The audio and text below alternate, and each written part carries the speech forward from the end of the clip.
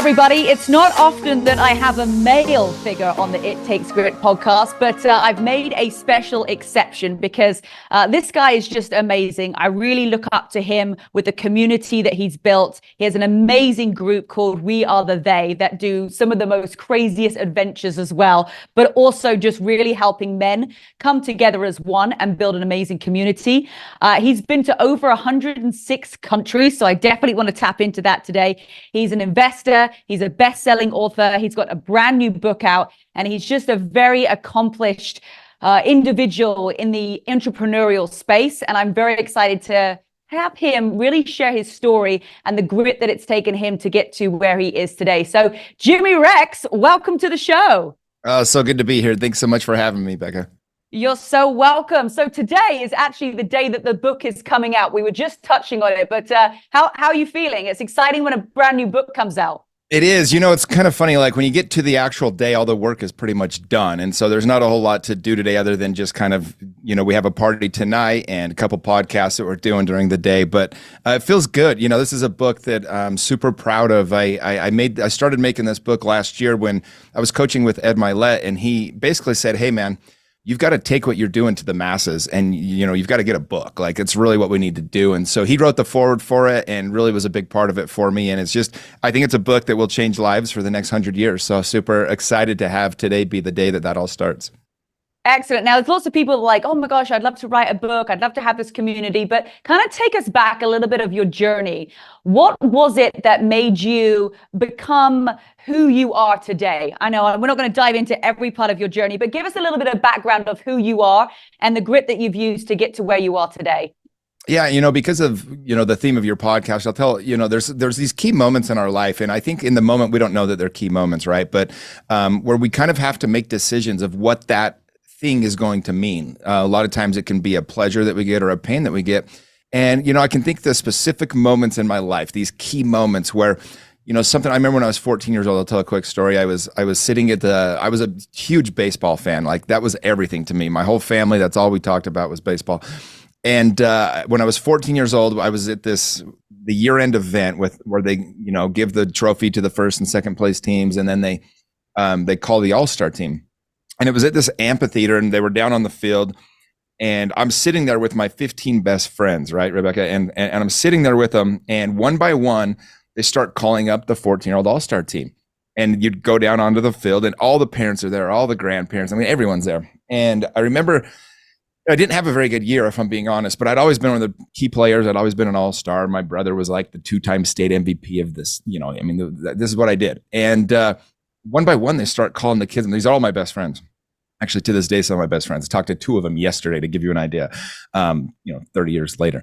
And I'm sitting there, and all of a sudden I notice there's about 5 or 6 trophies left on the table, and it's one less than us sitting here in the line. And the other guys are all some of our key players. And I'm like, oh, I might not have made it. And one by one, they call up these last 5 guys until I'm sitting there by myself.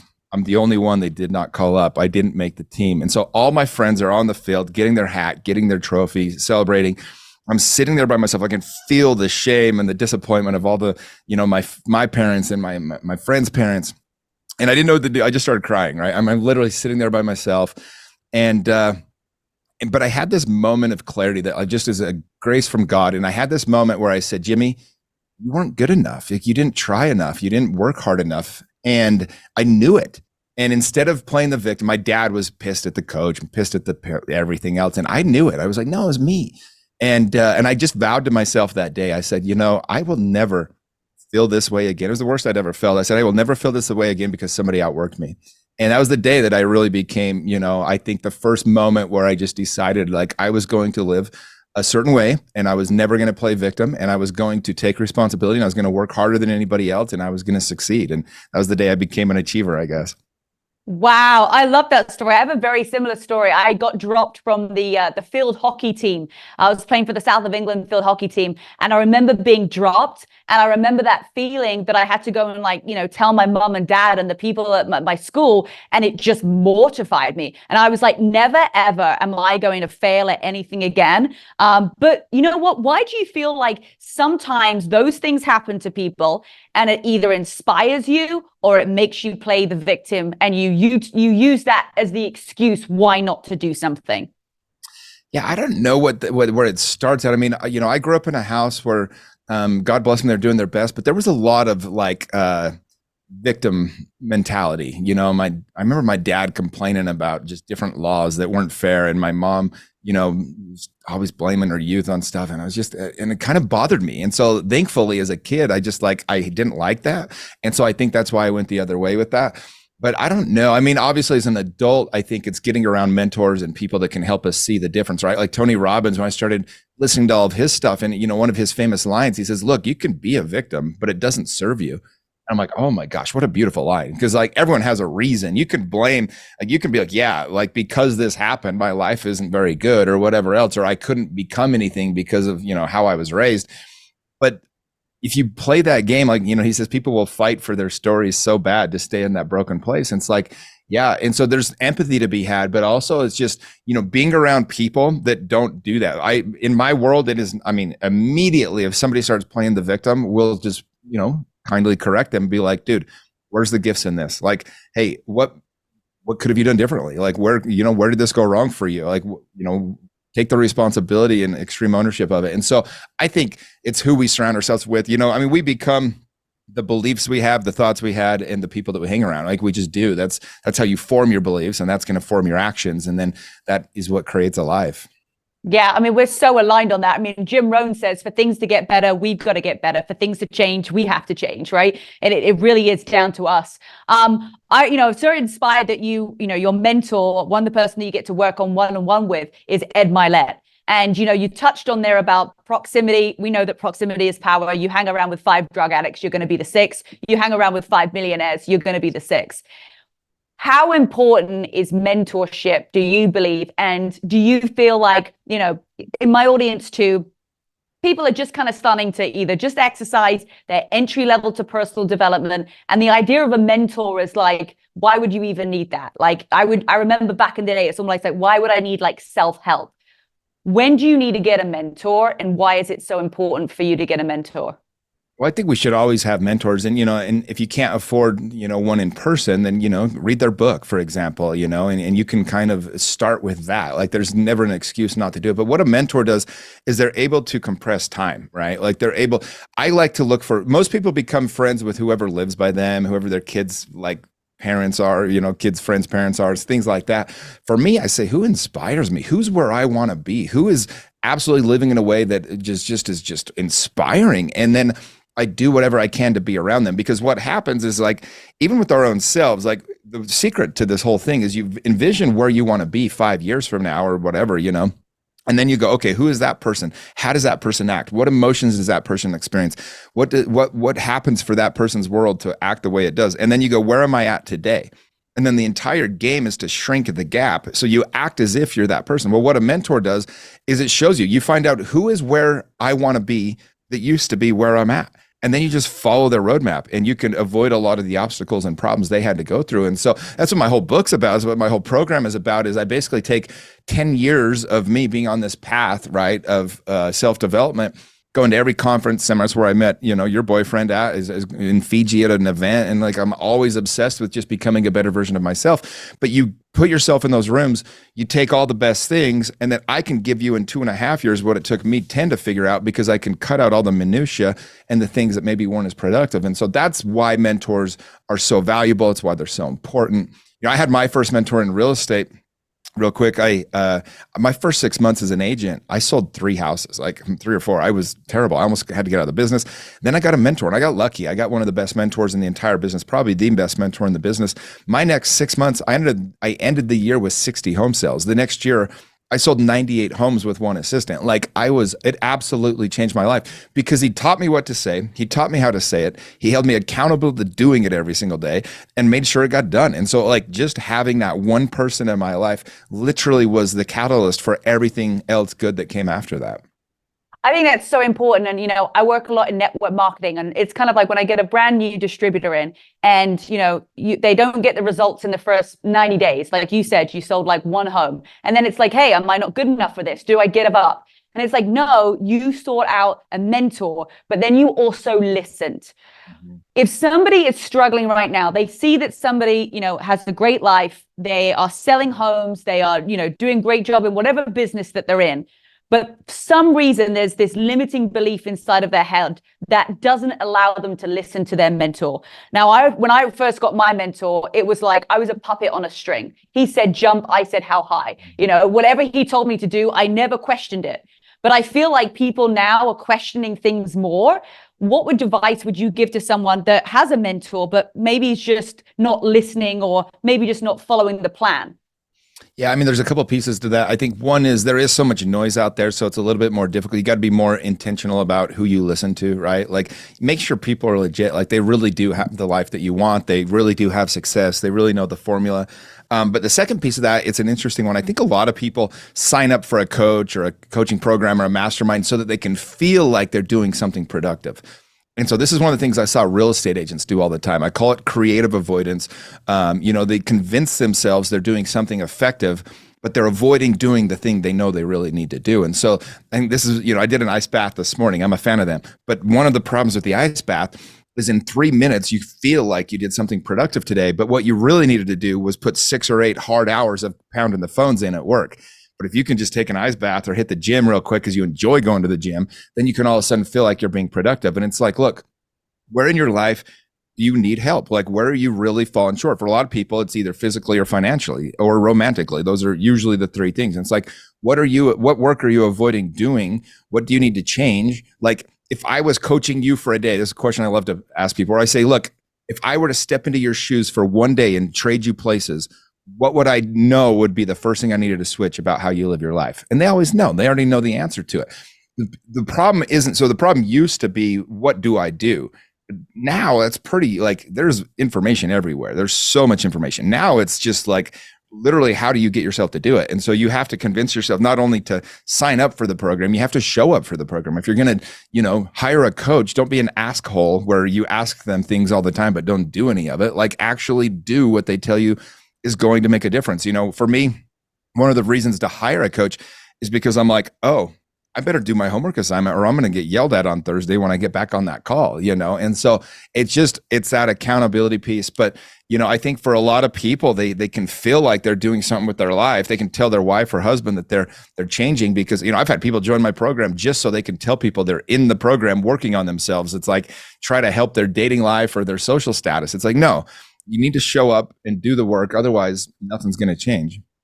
Yeah, I just had the same conversation. I spoke to 500 people in Slovenia, and I said, pick up the phones before you do your laundry. And they were like, oh, yes. I was like, how many of you, are doing your laundry, and I don't do my laundry. We have a housekeeper. I was like, so it's great. I don't even do my laundry, right? But how many people, when they're doing, they're stepping into entrepreneurship, they're stepping into network marketing or real estate or whatever it is, and they're actually doing the little tasks, right? The gym, the ice bath, doing your laundry, all before, instead of actually picking up the phone. So I'm so glad that you brought that up. Now, tell me a little bit about We Are the They, because what you have created is just unbelievable. Like, I know that you've got waiting lists, you've got like group after group after group. Where did that inspiration come from, and how did you create such a loyal community? Yeah, no, thanks for asking that. It's interesting because I was doing real estate, and one of the ways that I started in 2010, I got really tired of calling for sell by owner. So I went to my real estate coach. I said, I think I'm going to leave the business. He said, well, why? I said, I don't enjoy doing it this way. He said, well, what do you want to do? I said, I want to be the guy that's throwing all the parties and events and taking people on trips and, like coaching people and doing all these things. And that's why they want to do business with me. He goes, well, let's do that. So I changed my whole business in 2010, and I started throwing a monthly event for my clients. And so literally, I just did one last weekend. We did an Easter egg drop and had, 600-700 people there. And I dropped thousands of eggs from a helicopter on all these kids. Hilarious. And they're getting pelted in the face with like jelly bean eggs and stuff. But that's a core memory for a kid, And so I just did these different events every single month, rent out the water park, rent out the theater, like do this giant fireworks show that we had 14,000 people show up to last year. I just do these different events, and I loved it. And I was building community, and I was, I basically said with real estate, I said, if I can give enough value in every aspect, then the money will just roll in. And it was, and it worked. And I became the #1 agent in the state of Utah. My last full year doing it, My team sold 497 homes with 3 agents. I sold the most expensive home ever in the state of Utah, which was basically a mountain range at the time. And but that's funny, Rebecca, because I was sitting there and I was like, I need to do something different now. Like, it had kind of ran its course. I had maximized what I could do doing that. And so I started playing with this idea. I was like, well, what would I do if I didn't do real estate? Like, what would be next? And it was interesting. It took me about 2 years to come up with it, and really putting a lot of time and effort into it. But I started listening to what people were reaching out to me for. I kept getting people on Instagram saying, man, where do I find a group of friends like you guys have? You guys have the most amazing friends. You've met several of them. I'm very blessed to have amazing friends, lots of them, that really care deeply. And I said, oh, I know how to build that. And so I said, you know what? That's what I can do. What better gift can you give somebody than help them meet other great people, connect them with other amazing humans, have other friends in their life, right? And so that's what I did. So I took a right turn with my career. I left my real estate team to my real estate business partner, and I launched what is now We Are the They. And, and I'd been to all these other masterminds and events, so I kind of knew what I wanted this to look like. And I wanted it to be 50 guys in this original group that just with those 50 guys, I knew they could go deep if we got vulnerable and authentic and got into integrity and really, were able to be seen for the first time and loved in that state. And so that's what the whole program is about, is really, I talk about this is taking a moral stand, changing our behaviors, and then, holding each other accountable, but having this support of the community of each other with us. And so it's been really cool. This first group ends next month. It's a 2.5-year program. And I'm pretty sad about it, but it's really cool because these relationships are so deep now. They're so thick that they'll live on forever. But so that's what I get to do now. And so part of building community is doing extreme emotional experiences together. So we do a lot of adventure. I took 70 guys to run with the Bulls last year in Spain. I'm actually leaving a week from tomorrow, going to Africa with 25 guys. We're going to go to Victoria Falls, go do a safari and some of that stuff. So just doing amazing things with each other where you really build that connection deep, very fast. And again, for me, it's, I think that the devil divides us and God brings us together. And we saw with the whole COVID pandemic and all that stuff that they were doing whatever they could to isolate us and make us feel like we were alone. And I just fought that from day one. I was the super spreader for sure. I was putting together poker nights, and I put together this thing called the $100 dinner club, where we'd all go to a restaurant and everybody would bring $100 for the tip. And they couldn't really get mad at us because we were leaving $3,000 to $5,000 tips for our waitresses and steward servers and stuff. And so, I'm just committed to this process. I love creating community. I love helping people get together. And every single day on my feed on Facebook and Instagram, I see people that I connected doing life together and experiencing life at the highest levels, experiencing those emotions. And, that's a legacy. Like for me, it's, it's not when I'm 100 years from now, what people are going to know me for. It's while I'm here, it's the people whose lives get better because I was in it. And that to me is a beautiful way to live. And so for me, I've gone all in on this, and yeah, we're almost to 500 members now and growing. And it's just been a really beautiful opportunity to create something special. That's so awesome. Let me ask you, when you first created the event, because I know that lots of people love the idea of having community and having people together, right? Because I really do. I believe you, it's a legacy. Introducing, and it's not about competition, right? It's about, let me introduce this person and this person that would just get on great, or they would help each other, or they would just be a great fit. But when you first thought, I'm going to make my first event, were you ever afraid that no one was going to turn up?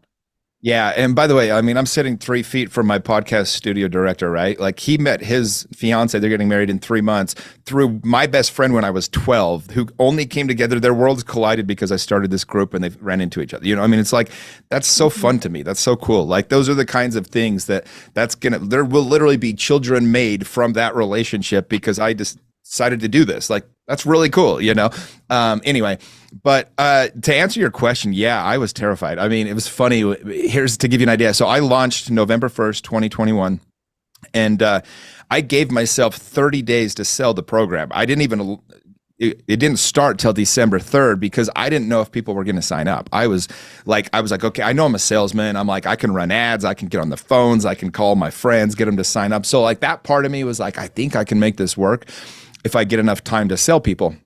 Well, in 8 hours of launching, I had 147 people apply for the 50 spots.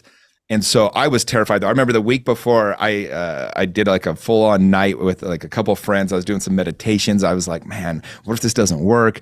But I kind of just leaned into it anyway. You know, I had Ed Milet on my podcast recently, and we spoke about this. He said the people that are the most successful just have this ability to take action, not needing to know if it's going to work.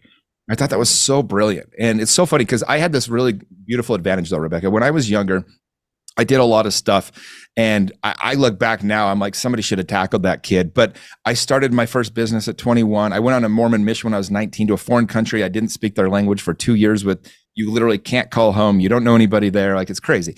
And, I started this Christmas light business, and then I started a TV show, and I have, copies of some of the show. And I mean, I am a baby. I wouldn't have trusted that kid to go get my milk and cereal, And I had a full-on TV show that I directed, that I edited, that I was the producer of, that I was the host of, and it worked. We were the highest-rated show on Sundays in Utah. And anyway, so the reason I say all that is because what's funny is my first 5 or 6 ventures that I did, my meat company, my Christmas light company, none of them made me money. I lost money on pretty much all of them. Like, I actually was getting my ass kicked. My first real estate investments, I didn't know what I was doing. I was buying all these properties with nothing down. The market turned. I ended up having to short sell 2 homes, and then I had to keep the debt and pay those off, 160 grand debt. I mean, it was like I got my ass handed to me.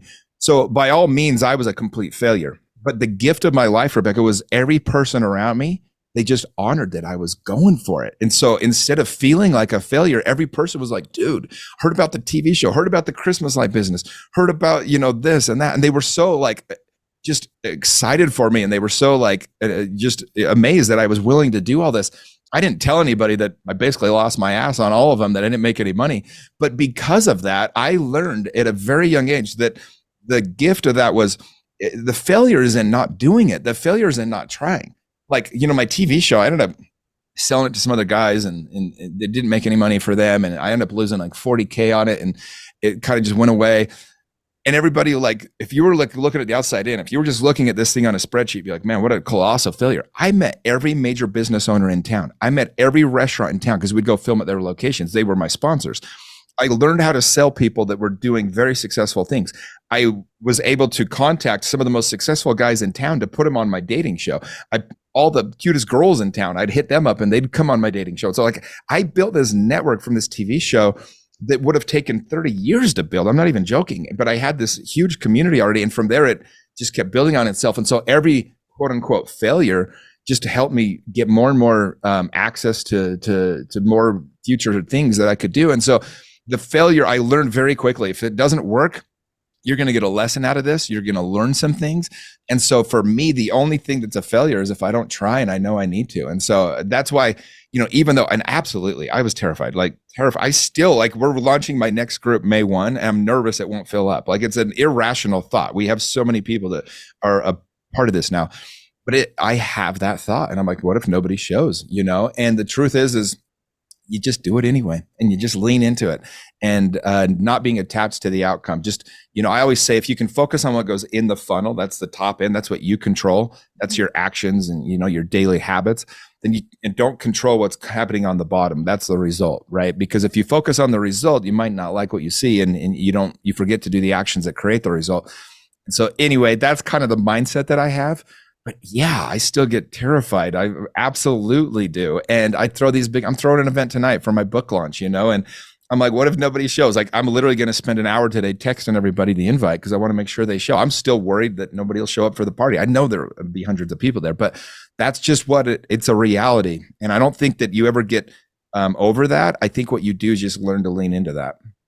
Oh, this message is going to hit home like so hard. Exactly what you said is just perfect, because I think a lot of times we get so worried about, people looking at us saying, oh, you're doing this event, and what if nobody shows up? No, people are going to have more of an almost a negative attitude on you if you don't go for it. People are going to be excited. If you just go for it, people are going to be excited. They're going to be happy. If you don't go for it, that's where people are going to question you. So I did that too. I mean, I remember when I ran my first, I've done fit camps all over the world, in Ecuador, in Prague, in the Maldives, all over the place. And I would literally just put out an invite and just see if somebody would turn up. And it's very easy for you to be like, you know what? I'm not going to put an invite out. I'm not going to just promote it. It'd be easier just not to do, because what if nobody turns up? But it's always like, yeah, but what if 5 people turned up? And I'm working out with 5 people. And I mean, in Ecuador, we had like 60 people. Had no idea, right? And then even in the Maldives, I was on this tiny little island and there was 3 people that watched my workout videos. So I always feel like doing it is always the much better option than not, because it's going to be fun, you're going to have excitement. But yeah, same with the Everest documentary. I was like, I'm having a trailer, is anyone going to come? And then you get there and you're like, oh phew, there's people in the room, right? But it's always that fear. I love that. So tell me a little bit about the book as we kind of wrap up today. Where did the book idea come from? Obviously, I know that you've been working with Ed Milet, one-on-one coaching, which is just amazing. But Be One, what is it about and who is it there to help? Yeah, so it comes from the Marcus Aurelius quote, which is waste no more time arguing about what a good man should be one.